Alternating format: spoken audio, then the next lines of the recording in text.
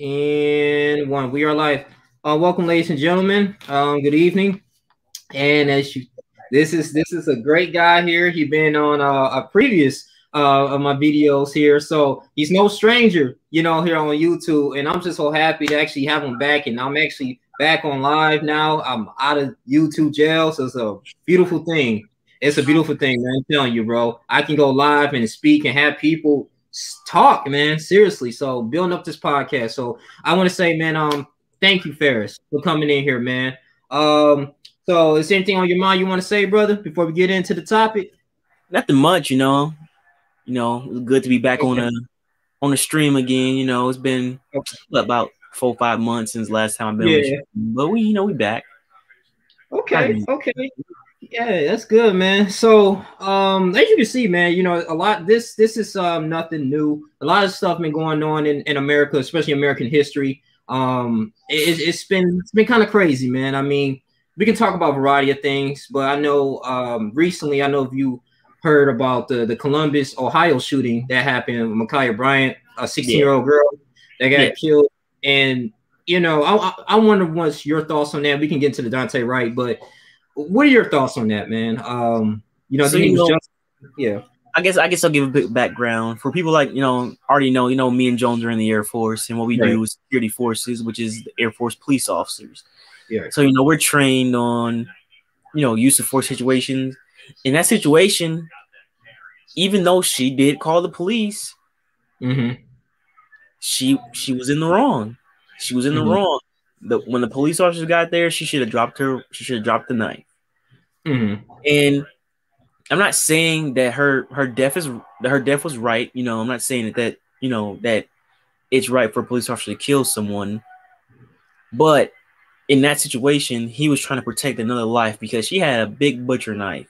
I'm not talking about no little knife that would just do some little damage. She had a huge knife, and one of our preconditions for deadly force, at least for our job, is defense of others. As we have 8 in order to fire off our weapons, and one of them is defense of others. And the officer was, per his training, in order to save another person's life, is to fire his weapon and to using deadly force. Yes, it still bothered. It still bothers me. Don't get me wrong. It still bothers me that Ma'Khia had to lose her life the way that it did. Yeah. But I mean, the way that the world is today, that's one of the justified shootings that I'll stand behind. I'll stand behind that shooting 100%. I'll stand behind that officer 100%. Okay. And for those people who just turning in, we talking about the Ma'Khia Bryant, not the Daunte Wright right now. But I get what you're saying on that. And I had a talk with someone about that too. It is, I understand the frustration, right? We see we're still recovering from the George Floyd. Thank goodness the verdict, he was guilty on all charges. And, people believe that the jurors were kind of influenced because of what Maxine Waters was talking about being confrontational and all this stuff. But, I mean, what people fail to realize, if we were following the trial, the judge told him not to, I think he had a sequester, and he told him not to, watch the news and everything. And I think when one of the jurors spoke, they had him on TMZ, and he ended up stating and saying, like, okay, well, I mean, we really wasn't like pressured too much. We were already made up in our mind that we was going to get on as guilty of all charges. And he said the stress really was being in there every single day, you know what I'm saying, and seeing the footage of a young black man getting killed. That's what points to the juror, So, and we got all these speculations and everything, man. But like, it comes point in time, like, as African Americans, it's like we do get it. Like, we're not the only race that's getting killed by the cops. I actually had the stats on here. I can try to pull it up, but it's a lot more white people that get killed by police officers than it's black people. But the way the media and their propaganda, in order to make their money, they're going to show you what's hot, what the topic is, and that's happening. Not saying that police officers killing black people is right. I'm saying that the media only portrays what they want to. Just the same thing like with our former president, they only want to show the certain stuff, when he did wrong. he did some good for the country, but he did a lot more wrong. But I feel like, if you're going to be the media, show the good and the bad. Don't try to force your agenda onto the viewers, because that's what they, of course, it's a business. They want to make the money where they're going to make it at. Right. Exactly. Well, so well, this is the thing I think what Candace Owens was talking about. She was saying that, I think she had a tendency saying it wasn't a fair trial and all this stuff based on, the pressure of the jurors. And then she was talking about the main media. It's not the fact like, George Floyd got killed. Yeah, it's wrong. But she was just saying like the media itself, it's they keep pushing one side. They're not taking like, from like a whole broad perspective. It's just like, hey, this is what you got to believe.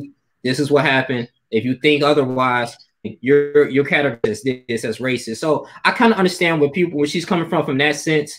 But then again, too, I feel like this has to be an awareness to us, because I mean, time out again, I think people were saying like, well, it was one time that a white person stabbed a police officer and they didn't kill him. The worst thing they did is just put him on the ground and arrested him. But if a black person did it, he would get killed. So how come they not utilizing the same treatment as deadly force compared, why they so quick to use deadly force on black Americans than whites?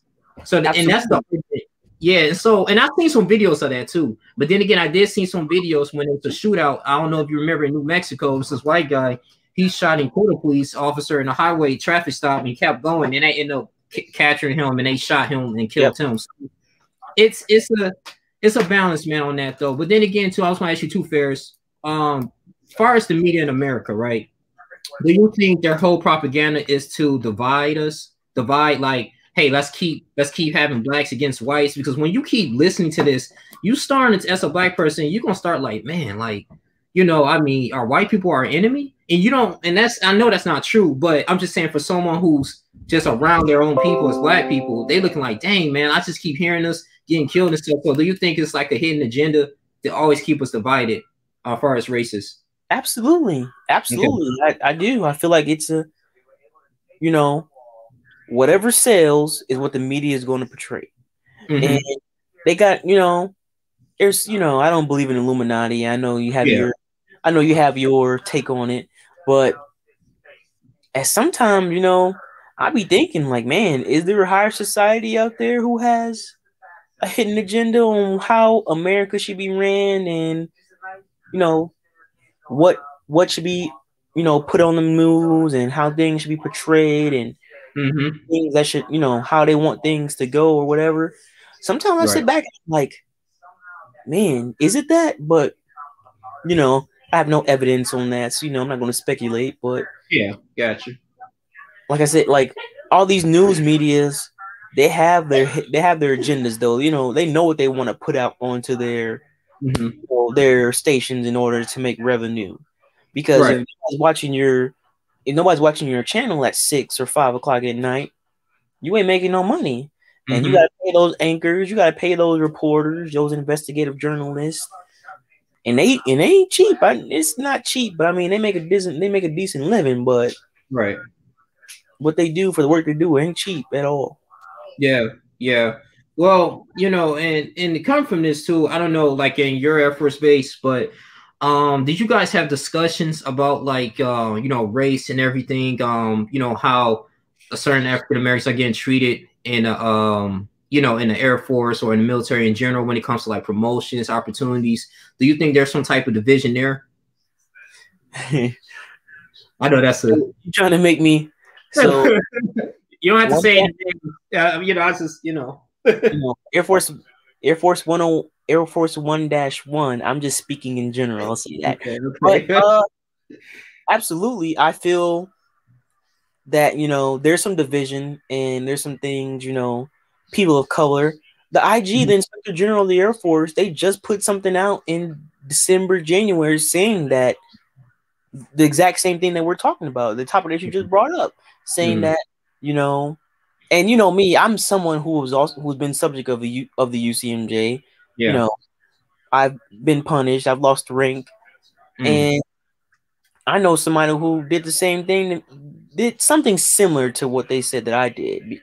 And LOR, smack on the wrist. I'm not gonna say what race it was, but I'll say that. And I'm looking over here, I'm like, wow, really?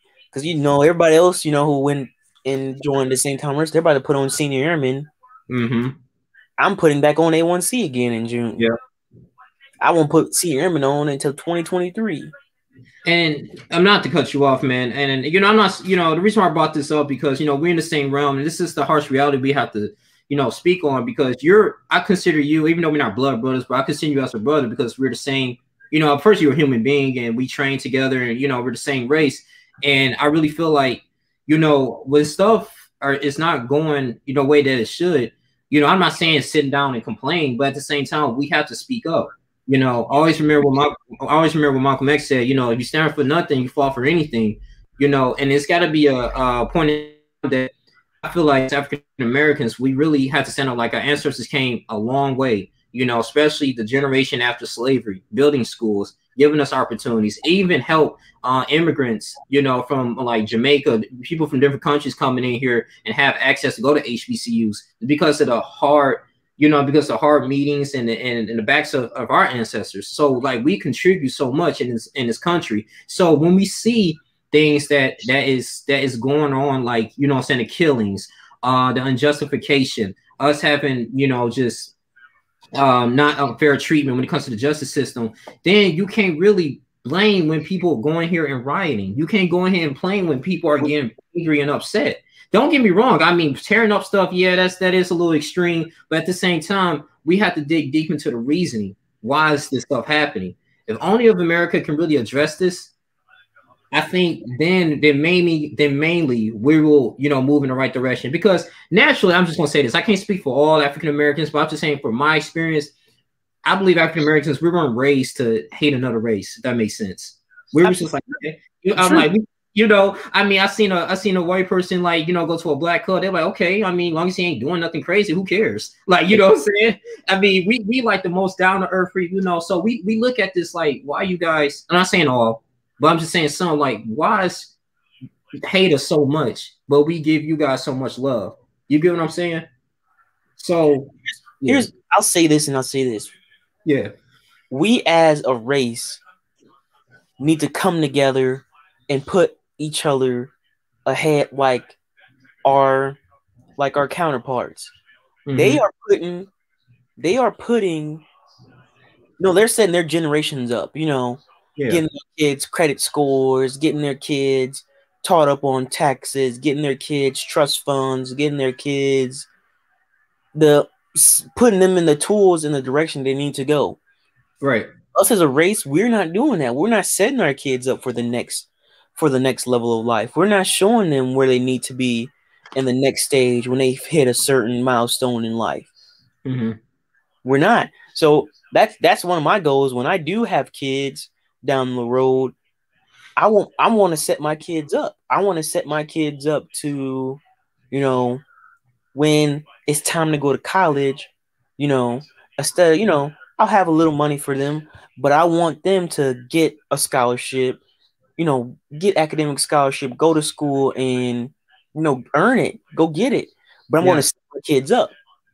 I'm going to set my kids up. Okay, if you need a tutor, I'm going to get you a tutor. Oh, if you need a tutor, I'm going to get you a tutor. If you need that extra help, if I know how to do that subject, I will help you. Word for my future kids. If it's math, I can't help you. Every other subject, I got math, you can have that's that. Your kids' future, right? At least settle and give them the tools to be successful. Yeah, we need to set them up for the tools in order to be successful. Too many times, our race study complaining about why can't my kid, be smart or do the things everybody else doing. And I also feel for our race, speaking, because I see it, we need to be more involved in our children's education as well. Mm-hmm. There's so many parents who are uneducated themselves who don't understand what's going on, and then when they're having a problem with their kid, it's too late. It's too late to fix the problem or the issue because no, you don't know, your kid don't know, nobody knows.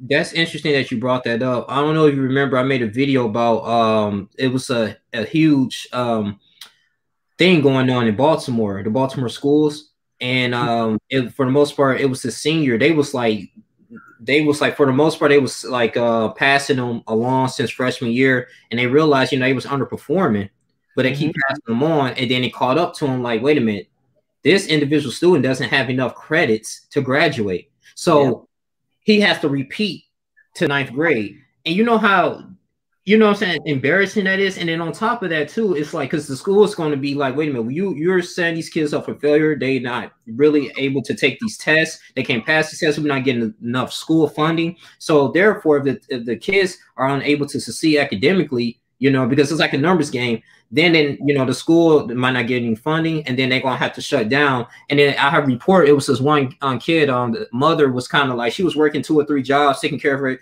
family, and she was a single mother. What you gotta do, what you gotta do. I understand that, and that's very difficult. But he was very oblivious to like, dang, I didn't know my son was, because I'm getting ready, you know, he about to graduate, go to prom, you getting my family together, and he's not graduating. You know, he got to go back to the 9th grade. Now he had to go to an alternative school, and it was a big thing on the news, man. I was just I saw when you made the video. Yeah, and I was just like, wow, that is crazy, bro. I couldn't even imagine.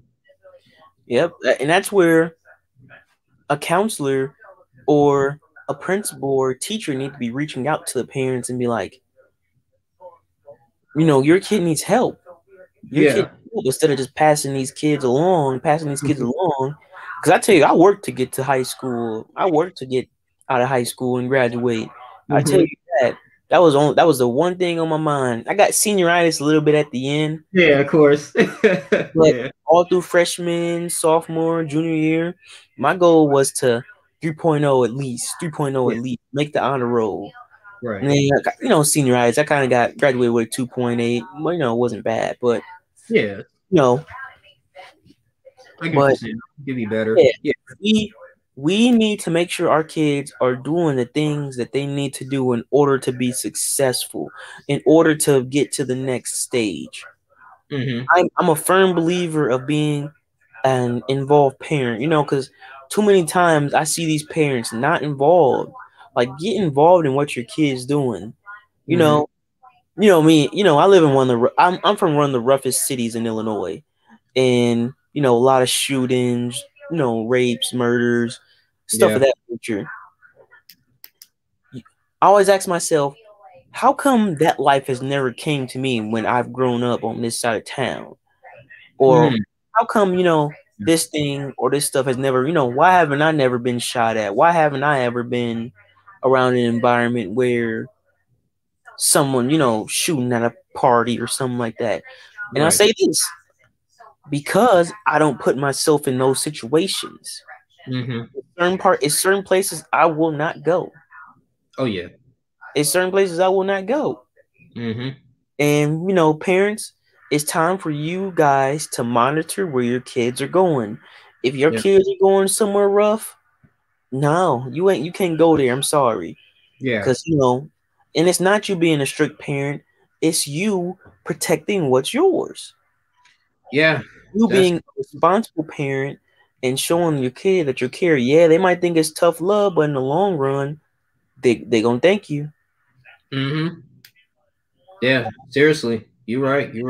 Yeah, I grew up in, like I said, in Detroit for like 12 years. I mean, and then, you know, when I was a kid, I mean, I really wasn't thinking about like, oh, this is a rough area until, you know, I got a little older. I was just like playing with my friends and stuff. But yeah, man, I mean, it's, you know, parents had limitations. I remember too, parents decided to, when I was 12, decided for us to get a good education. So me and my sister moved us out to the suburban area in Michigan. And actually that really helped me out a lot. You know, I was able to get into like extracurricular activities such as like, you know, jazz band, orchestra, you know, get into cross country, track and field, little things like that, man. That kind of, and that just goes to show you like kids, you know, like investing in your kids' future is good. You know, that's going to really set them up for life. But then again, too, Ferris, we got to think about this too. The relationships. So like, I grew up in a nuclear family, you know.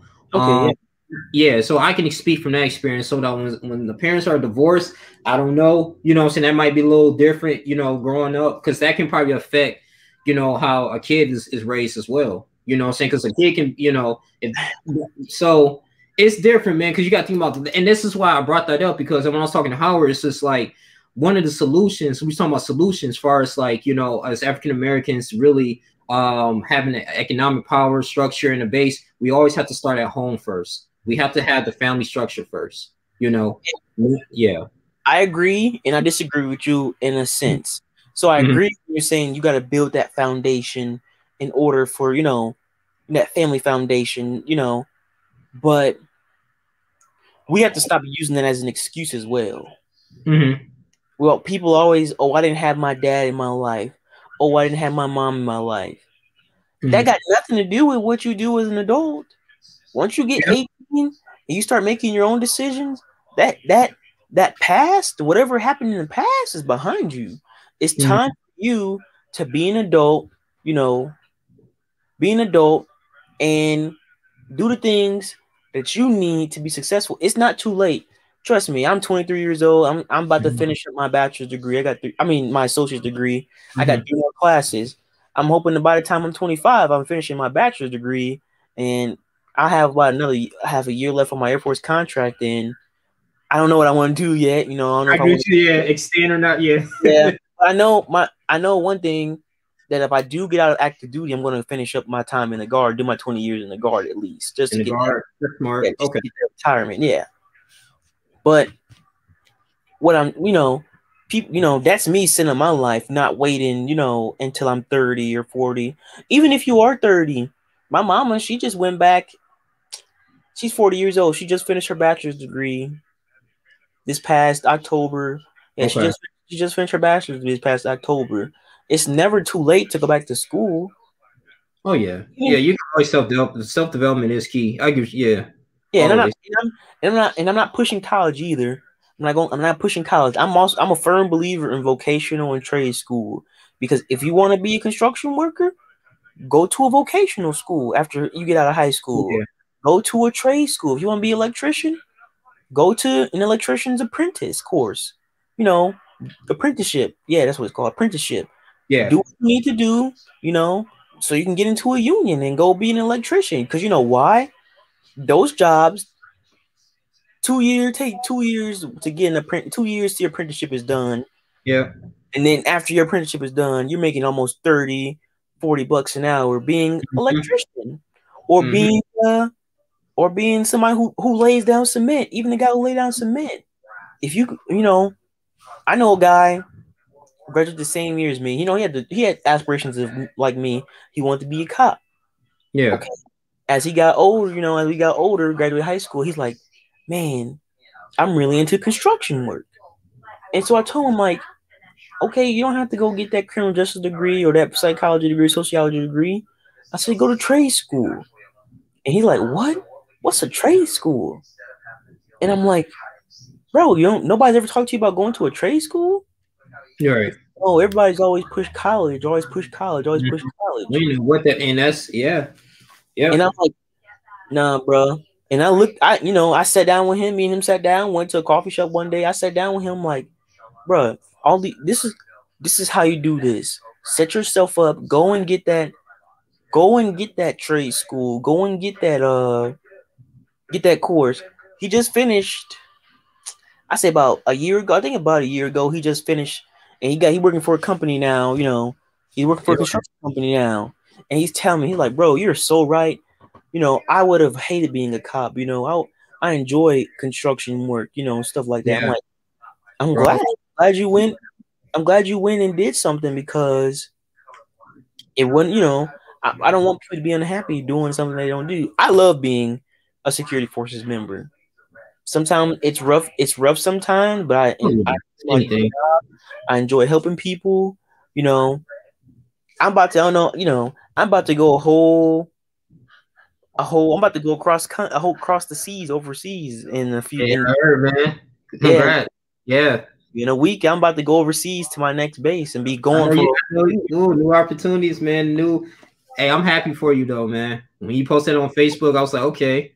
And it felt good to just finally say, you know, right, be done with that dark time in my life. I'm not gonna say it all was dark, but Montana was an experience for me. The 2 years that I've been there, it was an experience, and it taught me, and I built a lot of character. I would say that I learned a lot of life lessons. So I ain't knocking it at all. It taught me a lot. It showed me that I am resilient. I am stronger than what people say about me. I am, that person who can get through those tough times. Sometimes we fall short, but I always tell myself, you got a goal you're trying to hit. You got a goal you're trying to hit. You can't, stay, you can be sad for a couple days or whatever, but soon as those couple days are gone, it's time to get back on that. Yeah, get back on that horse. It's like, like I said, we trained and stuff, so what we went through and stuff. It meant some good days, bad days. If I look back at it, I was talking to Subtly, we in the same base and stuff. We was like, man, the stuff that we know now, I was looking like, dang, tech school really wasn't that bad. Like, not at all. And it's funny, like, because, and like I said, when I went to BMT, I thought it was hard. But when I went to tech school, I'm like, oh, it ain't that hard. So I was like, wait a minute, it's all about, getting out of your comfort zone, challenging yourself. And what I noticed, I remember Sarge was telling me, like, you will never know, like, what you're capable of doing until you challenge yourself. Like, even if you do fail, like, it's okay. You know what I'm saying? Like, at least you tried. But you will never know until you try. So when they taught us things, like, when I was rappelling, I'm afraid of heights. So I didn't do it the first time. So I had to like do some training. So 2 months later, I ended up doing it, and I did like 3 or 4 times. I was like, oh, ain't bad. They showed me. I was like, okay, so it's just one of those things, man. And I say, sticking with the military, that's what I kind of like. If I decide not to make a career, I would say it did kind of help me out and realize a lot more about myself, what I can do. Absolutely. Yeah. And that was a huge blessing and stuff. I mean, we do quite a lot of stuff here. I mean, been in meetings. I wish I could have went to you guys' base. Oh yeah, it's straight. Like I said, it's ups and downs, but we learn a lot. Like, we don't do LE stuff. It's more like Army type stuff, but it teaches how to ruck a lot better. Like everything, man. It's like Bullets 2.0, but it's good though. It's a good. I've been there for 2 years, so. But yeah, and the reason why I do that because, and also too, I didn't know this too, Ferris. So I didn't know about CLEPs and Dante's. I'm pretty sure you heard that you can CLEP. Oh yeah, bro. Instead of you just for your general classes, instead of you, I won't say waste time, but going to school and just in that particular time and just waiting for a semester and semesters. If you really feel like you're competent enough, you can take those classes that you need and CLEP them. And then I'm about to get it. And I was like, are you serious? I don't have to enroll in the schools just to get a associate. I can get my CCAF. And I was like, this stuff I didn't even. And I'm about to get in the process and doing that and get my, associates in political science. And I was just like, and go on from there. It's just, it's just amazing though, what you would know if you just talk to the right people and stuff. Exactly. Yeah. I agree with you 100%. Yeah. I know we've been getting off topic today, but I'm not changing, but like, okay, so the Dante right? So okay, let's go and get into that. And I got something else. Okay. So yeah, man. So you seen the webcam and everything, man. And young lady, so what it was in the beginning, right? People saying that he got pulled over due to air fresheners. I mean, that's a little petty. Everybody does that, but they mainly put him over. They realized is that he had an outstanding warrant, and for a gun possession, right? He didn't have a gun permit, and I think I was told too that he didn't have they sent like the letter to tell him like I got to come to court, but it was to the wrong address. So I mean, this is way back in June of last year. So he got caught up and everything. You seen him? They had him in handcuffs. I was like, okay, police. Everything was going cool. Everything was going good. But then again, Dante, he escaped. I don't know what he was thinking because like he was already in handcuffs. So I felt like, at this point, I mean, why would you try to escape? But he managed to do it. But then, young lady, you're supposed to act on it, but I don't think he was in handcuffs. Lee shot him instead of tasing him. And I'm looking like, even if it was a mistake, you still got to be held accountable for that. You should know the difference between a Glock and a weight of it in a taser. That's a huge thing, and the stuff erupted. So what's your thoughts on that? She needs to be held accountable. Okay. 26 years in law enforcement, and you're telling me you don't know the difference between your gun and your taser? Mm-hmm. Yeah. From my understanding, from what I was reading, she was a field training officer. Somebody who goes through the steps and teaches, the people after they get out of academy and go, and they go there on their own to the next phase, because usually I think FTO is usually about 12, in between 12 to 14 weeks. You ride with somebody who's showing you how to do the job properly, and teaching the policies of your department too. She was teaching, a new officer how to do the job, and she goes and she shoots someone. Mm-hmm. I know it's a mistake, but if you've ever been in law enforcement academy, if you've ever been anywhere, any type of law enforcement training, one of the first things that they tell us is to know your equipment. That's one thing they preach touch in tech school. Because I remember Sergeant Moore saying it a lot. He used to tell us all the time. Yes. Know your equipment. Know the tools. Know what it is. Yeah. Yep. Know what your tools are, because when it's time to use them, you're familiar with the movement and you know where they're at. Mm-hmm. I don't understand how in that situation, this young man loses his life because you mistakenly shot him. You can't do that. That's somebody's son. That's somebody's dad. That's somebody's brother, cousin. Mm-hmm. People, we as law enforcement need to, I know a lot of police officers, they're talking about humanize the badge. And I'm with that 100%, showing the community that you are, that you have humility and that you can understand where they're coming from. And that's what I dislike about the city where I'm from. Yeah. Majority of the police officers here in the city that are working in the high crime areas where all the minorities and stuff are, they're Caucasian. Mm-hmm. And they're not from this city either. They're from cities around, like smaller cities around. We got a few. It's like the major city in this area. But they're not from here. They're not from this area, so they don't understand the people here and how, the saying is they have to get it out the mud, how they're, grinding in order to get to where they need to be. Yeah. That's one thing I feel like in law enforcement that we lack. We lack of knowing the community that we are policing. We lack in knowing the community that we are working in. We lack, communication with the people because we don't know. Right. We don't know and we don't understand. Mm-hmm. We need to understand the police, the people that we are policing, and how, and it's, and what they do it on a daily basis. Yeah. Don't get me wrong. I'm not saying, that's the police officer's fault or anything, because they're just trying to do their job. Right. But I feel that we need to go out there and stop sitting, even in the Air Force, stop sitting in the patrol car for the whole 12-hour shift.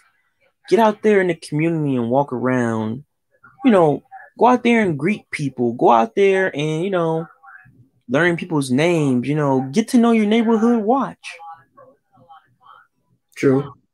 Because I feel like if we do those things, there'd be more communication between the citizens and the police department.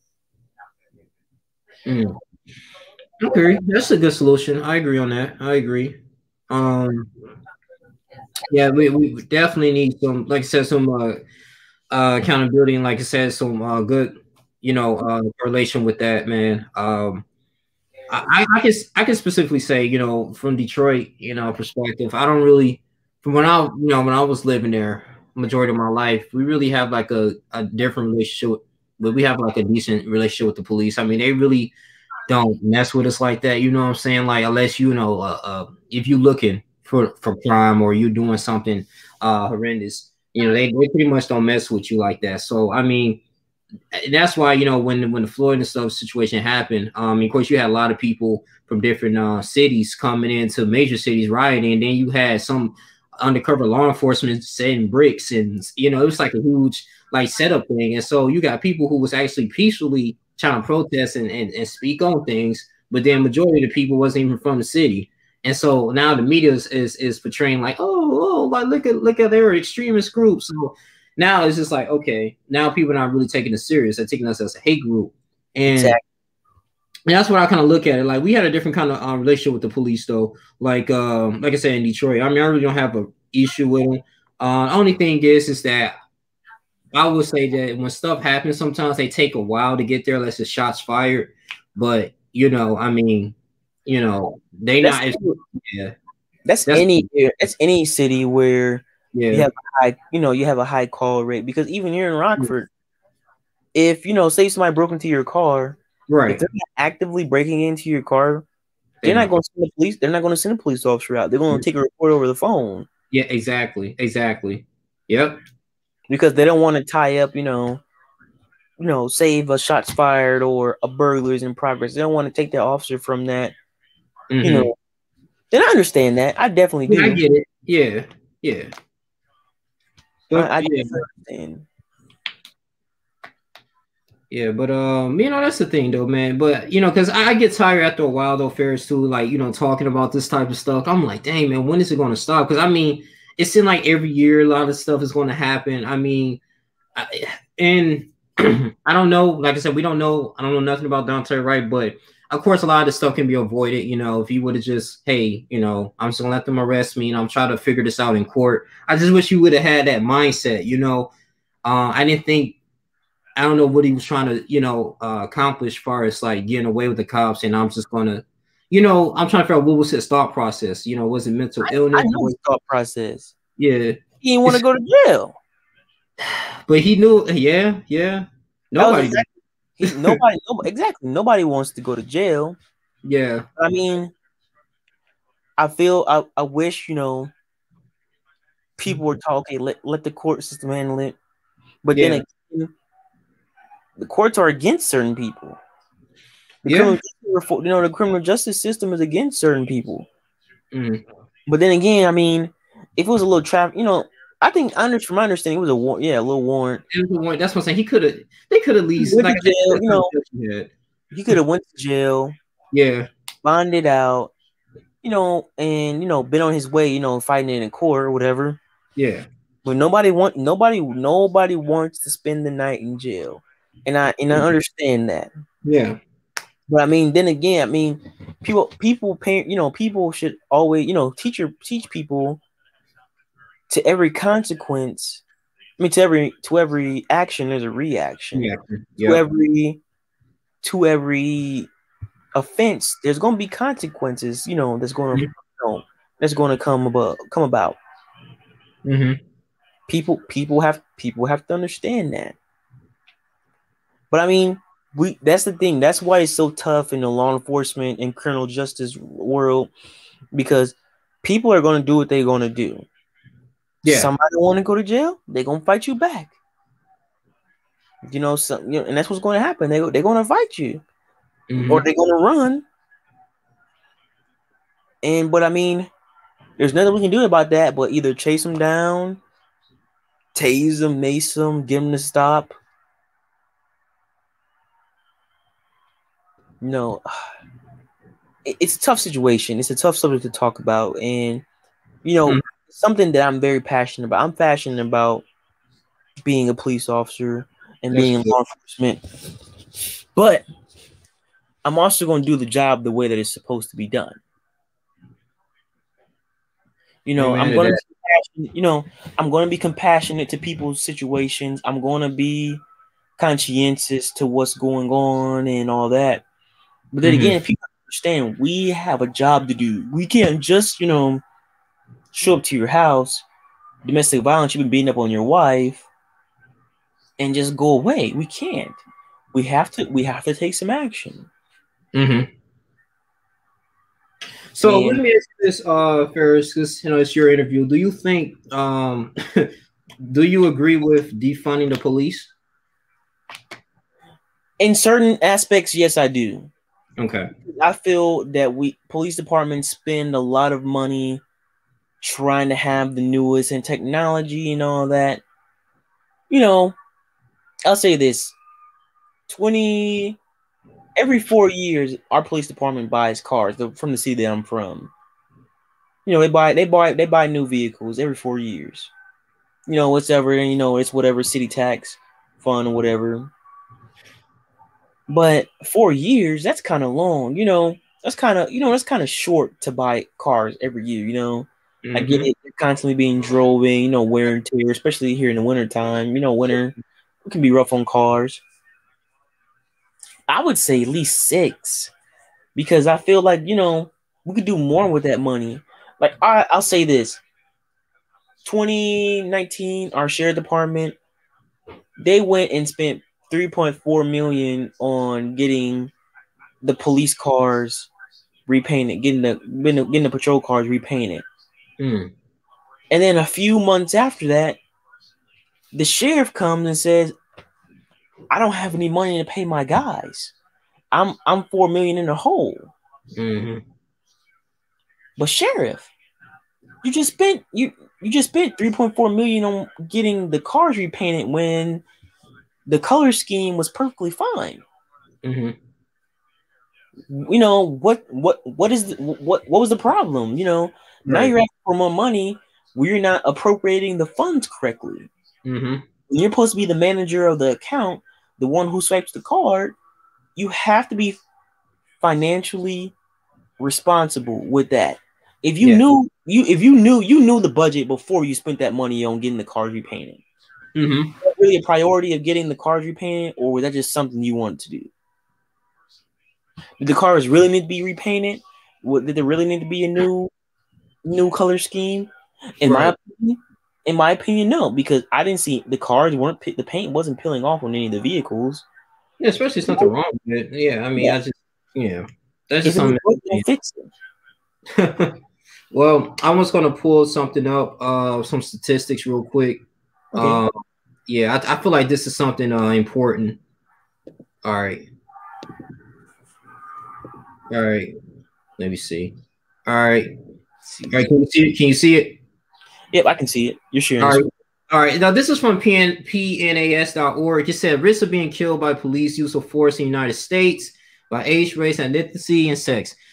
Police violence is the leading cause of death for young men in the U.S. So over the life course, about 1 in every 1,000 Black men can expect to be killed by police. Risk of being killed by police peaks between the ages of 20 to 35 for men and women, and for all racial and ethnic groups.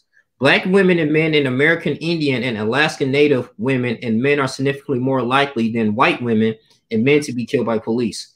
Latino men are also more likely to be killed by police than are white men. And so I want to highlight this because, like I said, this is online. This is what I looked up. It says here, risk is highest right here.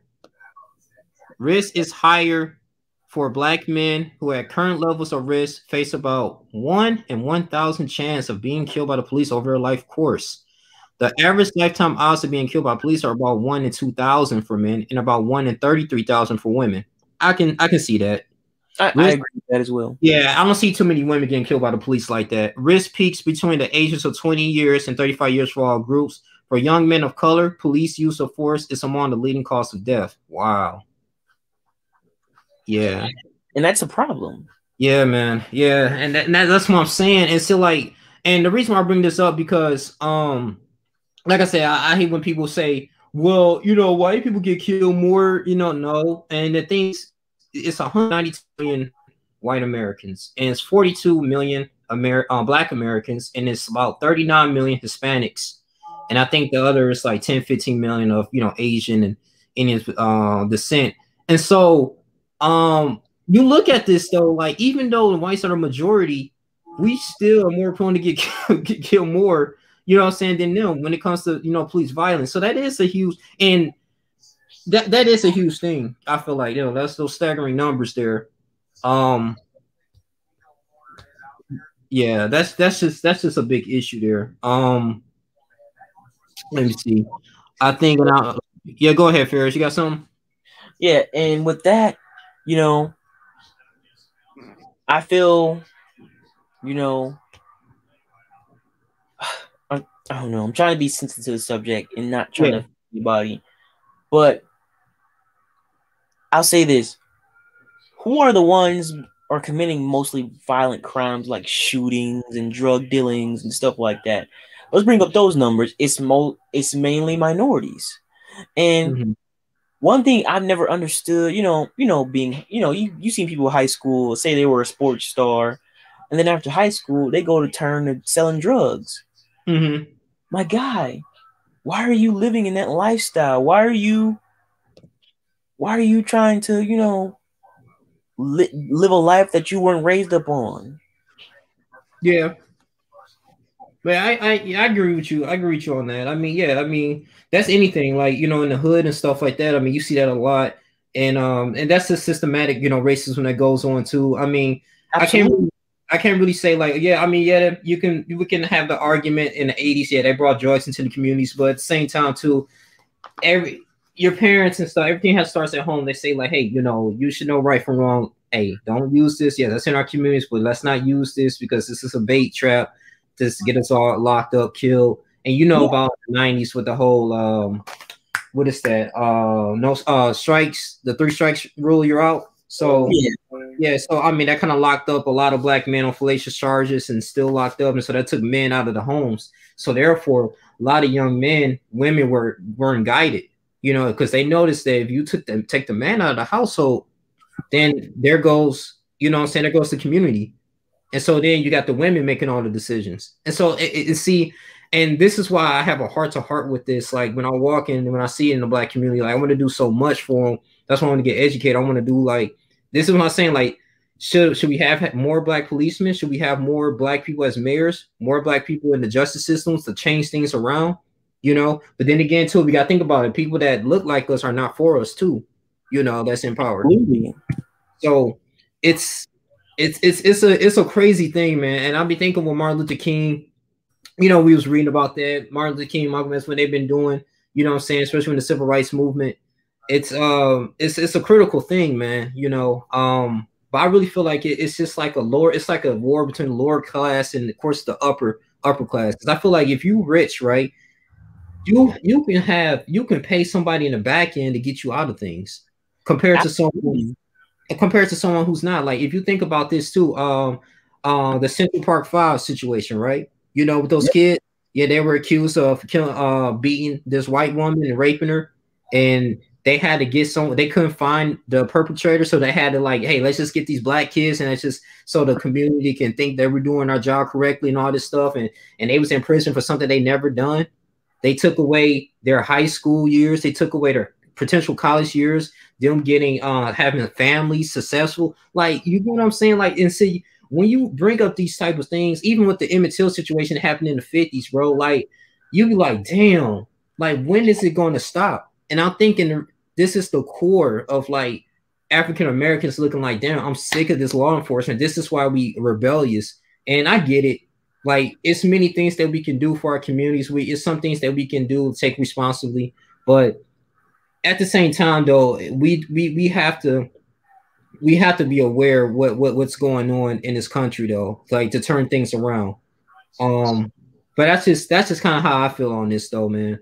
I mean, I of course we need police. You need policemen. You need that. There are good police out there, but of course, the media don't really portray that so much.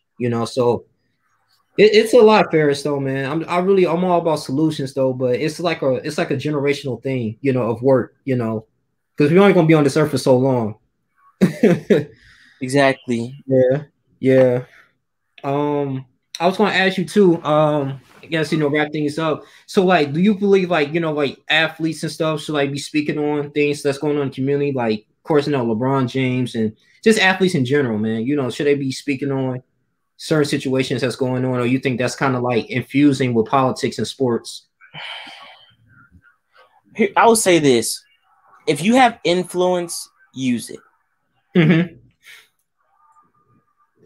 If you have influence, use it. Mm-hmm. But I mean,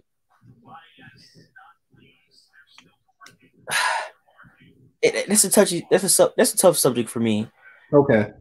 I feel like athletes should give back to their communities. I feel like athletes should speak up when something is going wrong, and if they have, if they feel like something is wrong. The same thing with politicians. I feel like if something is going wrong, you see an issue, use your influence to address it. I applaud LeBron James. A lot like the humanitarian. I don't like LeBron James.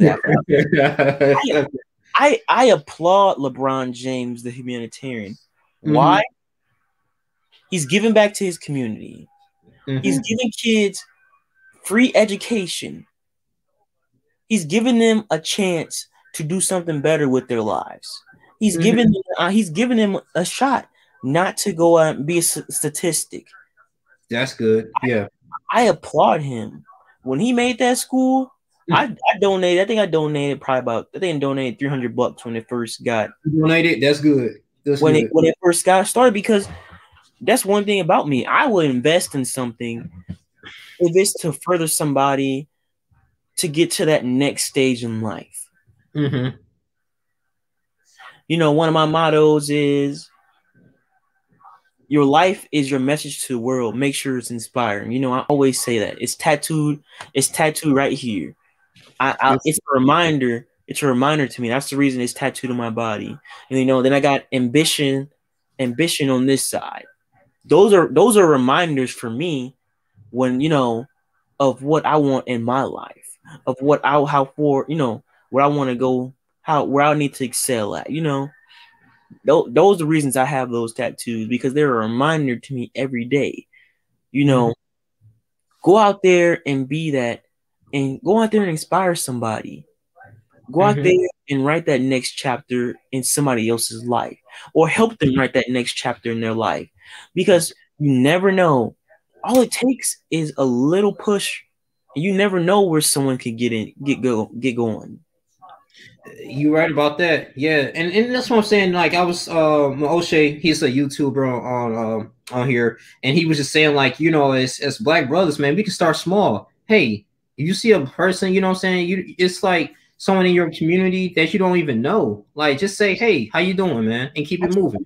Like, acknowledge them. How you doing, brother? He said you will be surprised. That will actually switch somebody to be very positive. Like, man, somebody I don't even know asked me how I was doing. It can be simple stuff. Like, you don't even have to overcomplicate it. You don't have to give them no money. You don't have to do none of that, you know. And that's one thing I've been learning, because, you know, sometimes, you know me, I'm straightforward and I'm to the point. And sometimes it doesn't have to be that. Right. You know, sometimes, you know, greet somebody, you know, and like, especially when I go out and referee and umpire, you know, I like to set a tone. I like to set a tone, you know. I'm not here to play around. I'm here to do a job.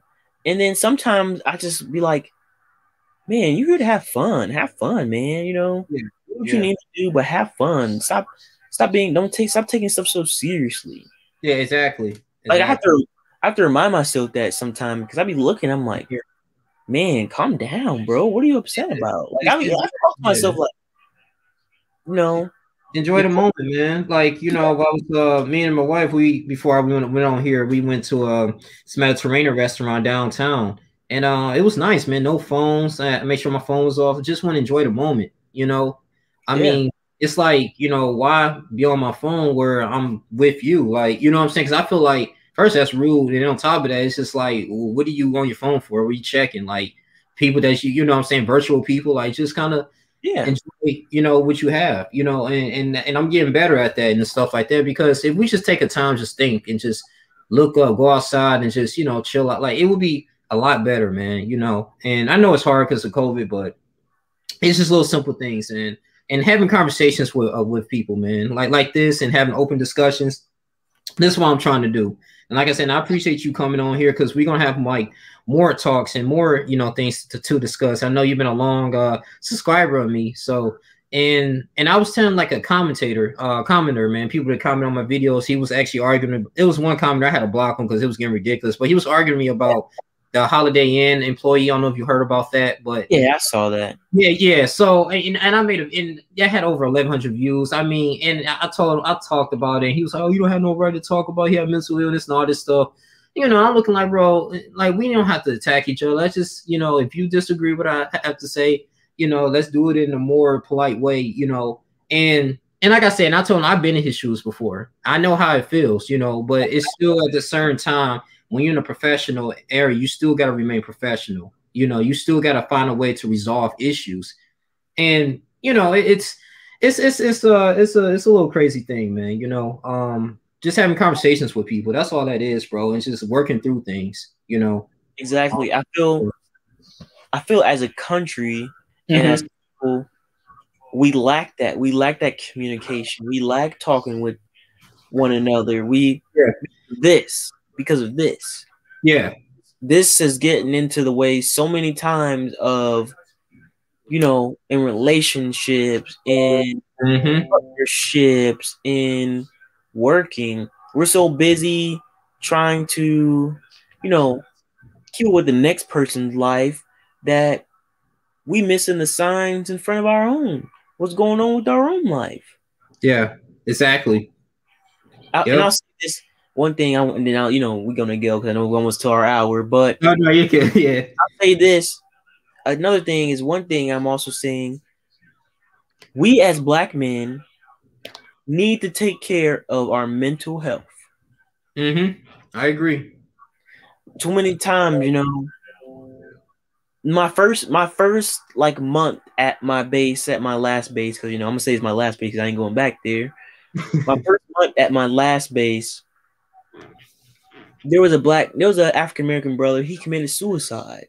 You know, and I just wondered, like, yeah, you know, did he fall trapped to that mentality of, we are Black men, we gotta stay, you know, we gotta stay strong. We don't show our emotions and we don't tip our hand. No, we are human. My fellow brothers, we are human as well. I talk to somebody once a week just cause, and you know why? Just because, you know, what I do for a profession is stressful, and sometimes, you know, you need somebody just to talk to you and, you know, just to blow off a little steam. And I tell my friends all the time, like, bro, if you need somebody to talk to, stop. Yeah, that stigma of, you know, I'm a man, I'm supposed to be strong, and get off your testosterone high and go talk to somebody. Because I promise you, it will change your life. It will change your perspective on the way that the way that you do things in your daily life. Man, I said this last week for my birthday. You know, if it wasn't for the people at my last base to help me today, you know, help me to get to where I am today, I don't know where I would be. And I thank them.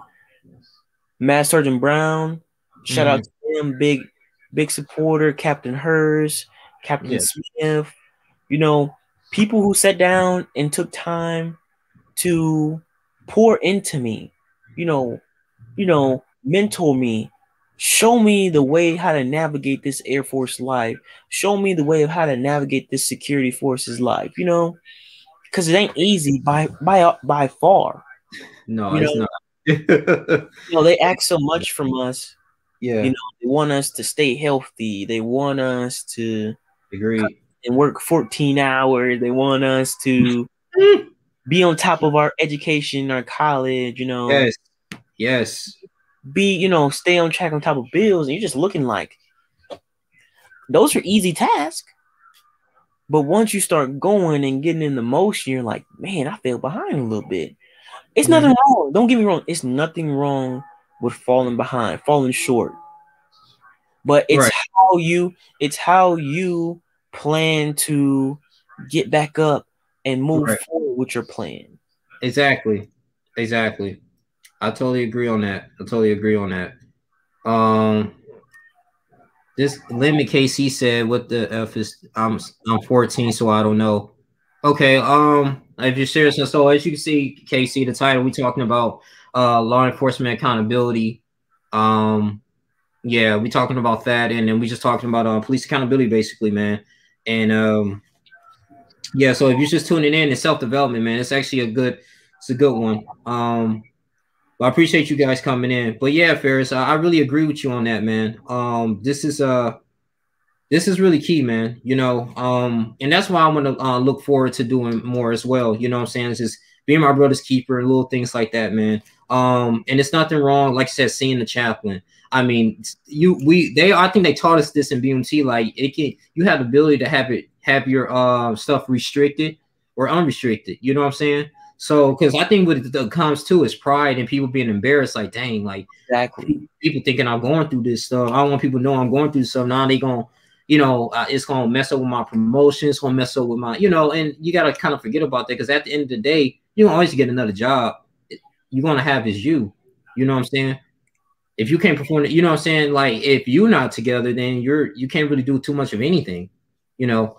And yeah, I know some individuals, man, that's went through a lot of stuff, man, in a lifetime. So, and like navigating this stuff is it's not easy. It's not easy at all, you know. But this is why we have people, and developing relationships is so important, you know, with one another, man. Dang, we got people coming in, Ferris. What's up, man?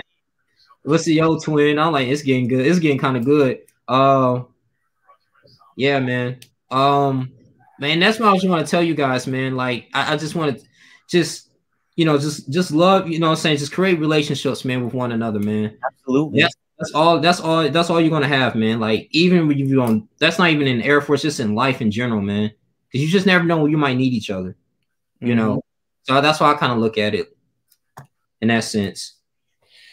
You know, I don't know, it's time, I need to get up off of here, got some things I need to do. You got some things. Okay, cool, but, I mean, I don't know if you have any, wrap up question for me or not, before we head up off of here or anything. Okay. Yeah, I got some trolls coming in here. So anyway, man, I just want to say, hey, I appreciate you. I appreciate you, man, for coming in here. We're gonna have to do this again, Ferris. Oh, absolutely. Yeah, we're gonna have to do this again, man. You're a good guy, man. Like I said, good luck to you, everything that you do in your military career. You know, seriously, I really, proud of you doing that, man. And yeah, man, we're gonna talk about some more things too, man. And also too, if you want me to talk about some things, you got my number, just hit me up. Oh yeah, I'll discuss it, man. Absolutely. Yeah, man. But all right, Ferris, man. Appreciate you coming on, brother. No problem. I appreciate you having me. Yeah, you take care. You too. See you. See ya. And yeah, that's Ferris, guys. I just want to appreciate you guys for coming in. Thank you, Anthony, Lemmy Casey, and Fendi. Okay. You look like Mr. Banks with hair. That's so funny. But all right, man. So yeah, man. That's all I really got to say. You guys continue to like, comment, subscribe, share this video. We're gonna have more videos coming in pretty soon. I might come in here again tonight, but that's all I really want to say, man. You guys take care. I'm out.